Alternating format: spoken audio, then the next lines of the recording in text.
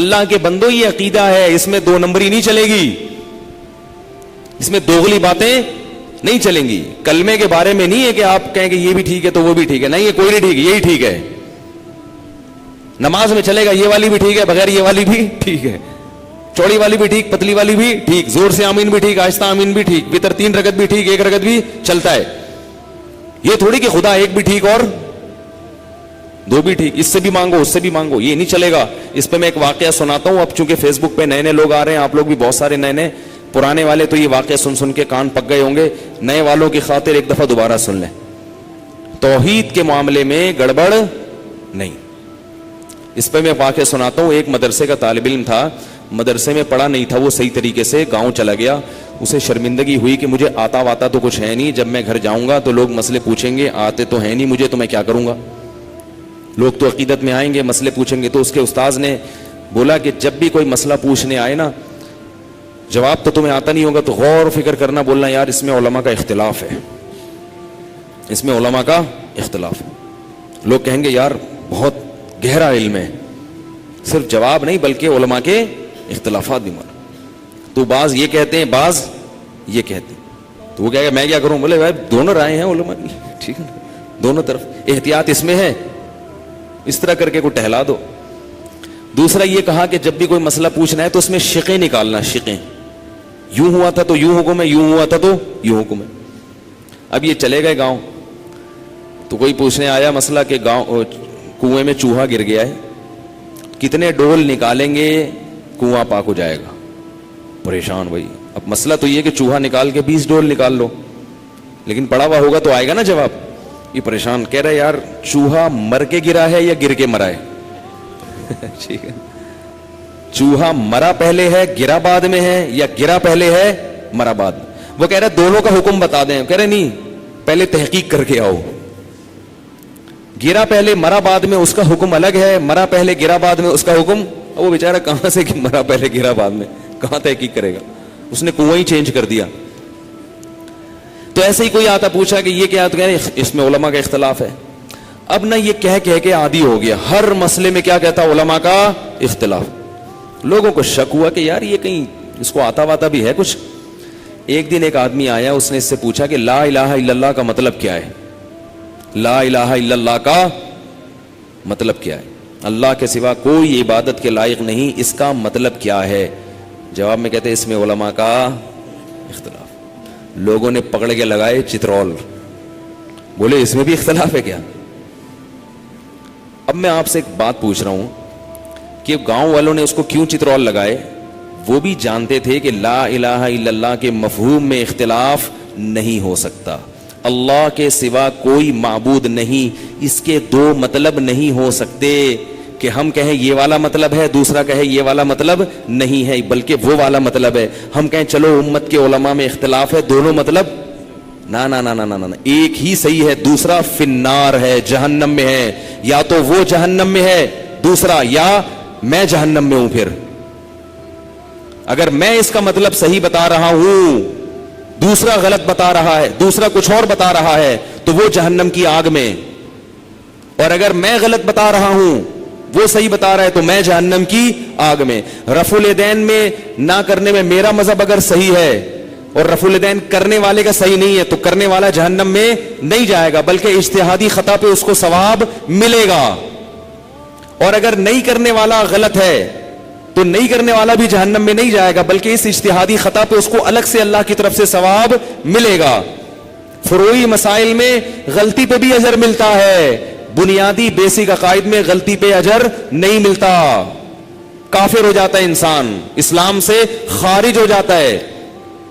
تو اللہ کے سوا کوئی معبود نہیں کا مطلب پتہ ہے کیا ہے؟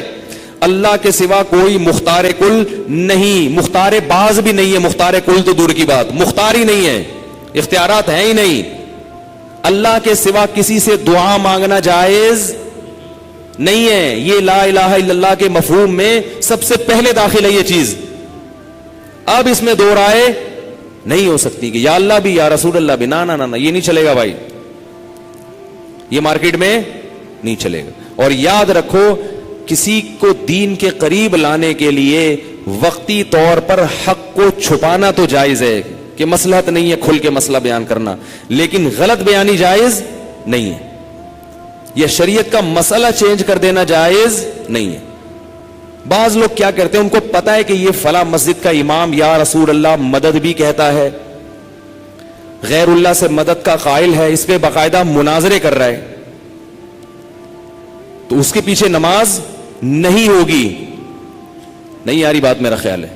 اب آپ اتنے براڈ مائنڈیڈ نہ بنے کہ یار چلتا ہے یار مسلمان میں جوڑ پیدا کرنے کے لیے. بھائی جوڑ پیدا کرنے کے لیے کافر کے پیچھے تھوڑی نماز ہو جائے گی اللہ کے بندو, اس کا ذبیحہ تھوڑی حلال ہو جائے گا. لوگ کہتے ہیں بھائی اس کی بات کا دوسرا مطلب بھی تو ہو سکتا ہے. میں کہتا ہوں ہاں ہو سکتا ہے, لیکن یہ اس کا ہو سکتا ہے جس سے پوچھو تو وہ 2-3 مطلب بیان کرے. لیکن آپ اس سے پوچھ رہے ہیں, وہ کہہ رہے نہیں میری یہی مطلب ہے جو میں کہہ رہا ہوں, اور اس پہ مناظرے کر رہا ہے وہ بیٹھ کے. وہ کہہ رہے ہیں کہ نبی صلی اللہ علیہ وسلم بشر نہیں ہے, نور ہے, اس پہ مناظرے کر رہا ہے وہ بیٹھ کے. آپ کہہ رہے ہو کہ نہیں اس کے 2 مطلب ہو سکتے ہیں, وہ کہہ رہے ہیں نہیں ہے بھائی یہی مطلب ہے. اب اس کے پیچھے کہاں سے نماز جائز ہو جائے گی؟ ٹھیک ہے, شریعت نے کسی کو کافر قرار دینے میں احتیاط کا حکم دیا. ایک آدمی کے 100 مطلب نکلتے ہو نا تو اچھا والا مطلب لیں گے ہم, لیکن جب لیں گے جب نکلتا بھی کچھ, وہ خود کہہ رہے کہ نہیں ہے میرا مطلب یہ. وہ کہہ رہے آؤ اس پہ مناظرہ کرو, میں ثابت کروں گا کہ نبی بشر نہیں ہے, نبی انسان نہیں ہے, نبی نور ہے. وہ کہہ رہا ہے میں ثابت کروں گا کہ اللہ نے نبی کو اختیارات دیے ہوئے ہیں. وہ کہہ رہے جیسے جبریل کو اولاد دینے کا اختیار ہے تو نبی کو اختیار کیوں نہیں ہے؟ تو اتنی واضح بات اگر کر رہا ہے تو پھر اتنا زیادہ خوش فہمی میں مبتلا ہونے کی ضرورت نہیں ہے. اس کو کافر کہا جائے گا, اس کے پیچھے نماز کی اجازت نہیں ہوگی, اس سے نکاح نہیں ہوگا. اس کی بیوی اگر مسلمان تھی اور شوہر کا یہ عقیدہ بن گیا تو نکاح بیوی کا ختم ہو جائے گا. اور وہ اگر جانور ذبح کرے گا اس کا گوشت ہمارے لیے مردار ہوگا. اس میں احتیاط. ہاں وہمی نہ بن جائیں کہ جا کے کوئی بھی کاٹ رہے تو پوچھ رہے ہیں کیا عقیدہ ہے تیرا. وہمی بننے کی ضرورت نہیں ہے. مسلمان ہیں ماشاءاللہ, سب توحید پرست ہیں, جس کا پتہ چل جائے یقین ہو جائے تو اس کے لیے پھر جوڑ پیدا کرنے کے لیے نماز پڑھ لینا اس کے پیچھے جائز نہیں ہے. اگر نماز پڑھ لی ہے لوٹانی پڑے گی آپ کو. بعض دفعہ یہ ہوتا ہے کہ نہیں پڑھو گے تو پٹو گے, تو پھر مجبوری ہے, پھر پڑھ لو, پھر بعد میں, لیکن بعد میں لوٹا بھی نہیں رہے. یا وہ ٹیکنیکل طریقے سے پڑھ لو جو میں نے ایک بیان میں بتایا ہے. اور اس میں کوئی دیوبندی بریلوی کا اختلاف نہیں ہے. کوئی دیوبندی یہ عقیدہ رکھے وہ بھی کافر ہے, کوئی اہل حدیث یہ عقیدہ رکھے وہ بھی کافر ہے, کوئی بریلوی عقیدہ رکھے وہ بھی کافر. یہ مقصد نہیں ہے کہ آپ نے سمجھے کہ بریلویوں کے خلاف بیان کر رہا ہوں, نہ, جو رکھے گا وہ کیا ہوگا, کافر ہوگا. عاملوں کے بارے میں میں جب بیان کرتا ہوں تو میں کیا بولتا ہوں, دیوبندی ہو تو بھی ایسا ہے فراڈی ہے, بریلوی ہو تو بھی فراڈ. ہمیں دیوبندی بریلوی نام سے کوئی گھن نہیں ہے بھائی. کوئی بریلوی ہو ہمارا بھائی ہے, اگر عقیدہ اس کا صحیح ہے, اور اگر کوئی دیوبندی ہے عقیدہ خراب ہے, جاؤ کیا کرنا ہے نام میں دیوبندی لگا کے. قیامت کے دن اللہ یہ نہیں پوچھیں گے دیوبندی تھے بریلوی تھے, اللہ پوچھیں گے لا الہ الا اللہ کا مطلب بتا دے تو خالی ہے بھائی. ٹھیک ہے. اگلا کہہ رہا ہے ایکچولی لا الہ الا اللہ میں نا, اللہ فرشتہ جب آیا نا قبر میں, اللہ پوچھ رہے ہیں لا الہ الا اللہ کا مفہوم بتاؤ, لا الہ الا اللہ. یہ مفہوم اس لیے آپ کہیں گے بھائی مفہوم کا سوال کب سے ہوگا قبر میں. لا الہ الا اللہ قادیانی بھی پڑھتا ہے, اور بعض قادیانی مرتے ہوئے کلمہ پڑھ کے جاتے ہیں مگر جنت میں نہیں جائیں گے. بعض قادیانی مرتے ہوئے لا الہ الا اللہ محمد رسول اللہ پورا تجوید کے ساتھ پڑھ کے دنیا سے جاتے ہیں, اور ڈائریکٹ کہاں جاتے ہیں, کلمہ پڑھ کے جہنم میں جاتے ہیں. کیونکہ وہ کلمے کے الفاظ کو مانتے ہیں, کلمے کے مفہوم کو نہیں مانتے.